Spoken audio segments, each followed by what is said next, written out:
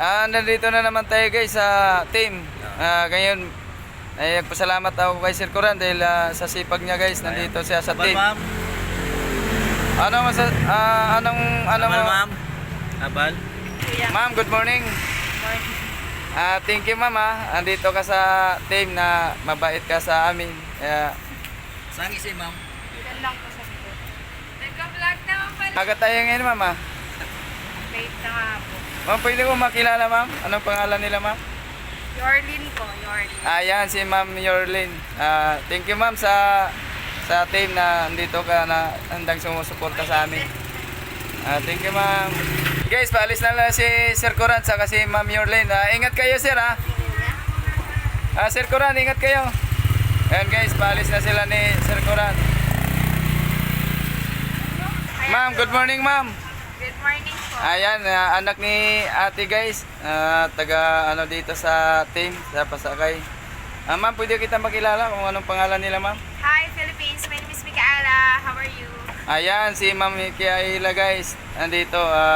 Talagang sipag nito guys, sumusuporta sa kanyang nanay para sa pang-araw-araw guys na mayroon silang pang-tostos sa kanilang panggastos. Magkakagraduate na din. Ayan guys, nagano si ate dahil para maka-graduate na si Micaela sa kanyang pag-aaral. Ayan, handang sumusuporta si ate sa kanyang anak para makapag-graduate. Ano masasabi mo sa kay Micaela? Huwag mo na mag-aasawa. Ayan. Ano muna niya sa kanyang magiging teacher. Para matupad niya ang kanyang pangarap. Yan lang. Ay ma'am, ano bang pangarap niyo ma'am sa ngayon? Pangarap ko po ay pagtapos muna at maybe next year mag-board exam para maging teacher ng ganap. Yan po. Salamat po ma'am Thank you din po. Okay po. Thank you ma'am. Tay, good morning tay. Ayan si tatay guys. Wala kayong biyahe ngayon tay? Wala biyahe. Coding mo ngayon? Ayan guys, si tatay coding pala daw niya ngayon kaya hindi muna siya nagbiyahe. Pag Huwebes pa lang mo tay, coding.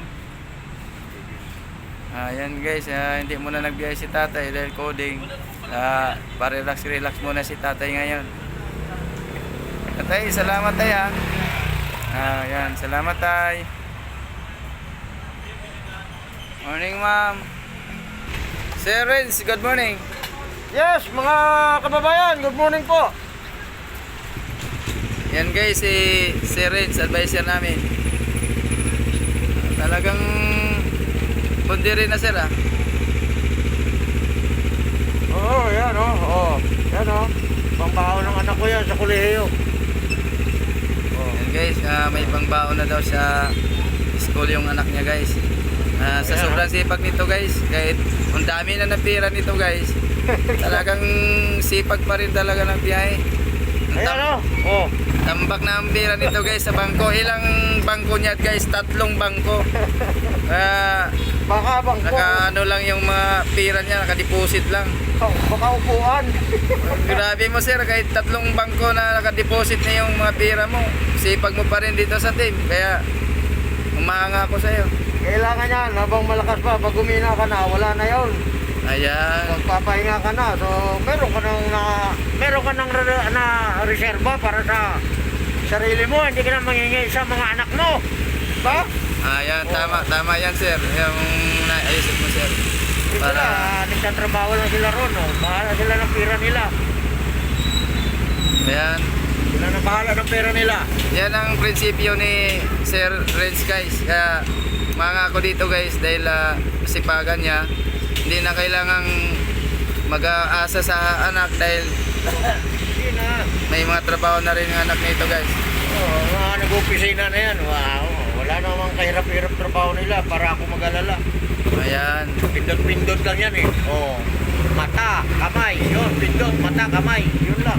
Ayan sir, salamat sir Sir Renz. Magandang umaga ulit sa lahat ng mga makaka-follow nito sa kaya Noel and Chelsea Black. Ayan, salamat sir. God bless. Okay, okay.